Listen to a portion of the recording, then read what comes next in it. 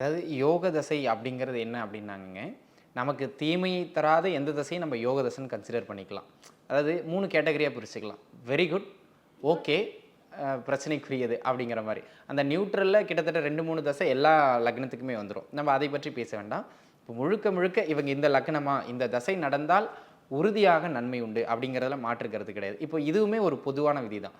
ஏன்னா, ஒரு கிரகம் அந்த தசை நடத்துகிறது நல்ல ஆதிபத்தியம் பெற்றால் மட்டும் போதாது. அந்த கிரகம் வலுவா இருக்கணும். நல்ல இடத்துல அமரணும். அது ரொம்ப முக்கியம். கர்ணன் நல்லவன் தான். அமர்ந்த இடம் சரியில்ல. சரிங்களா? அதனால் பாதிக்கப்பட்டார். அப்படிங்கிற மாரி குரு என்னவோ மேஷ லக்னத்திற்கு 9 குடையவர் தான். அவர் போயிட்டு இப்ப 8ல அமர்றார், 6ஆம் இடத்துல பகை பெற்று மறையிறார் அப்படின்னு சொன்னா, அவரால பெரிய நன்மைகளை செய்ய முடியாது.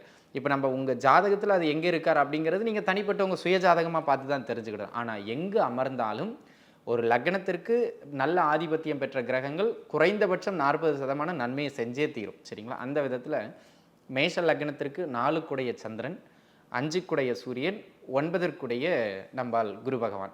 இந்த 3 கிரகங்களும் முதன்மையான நன்மையை தருகின்ற யோக தசைகள். அவங்க எங்க வேணா அமரட்டும், எப்படி வேணா அமரட்டும். நன்மையே செய்ய முடியாத ஒரு கெடுக்குப்பிடியில அமர்றாங்கனாலும் 60% தீமையை தந்து 40% நன்மையை தந்தே செய்வாங்க. சரிங்களா?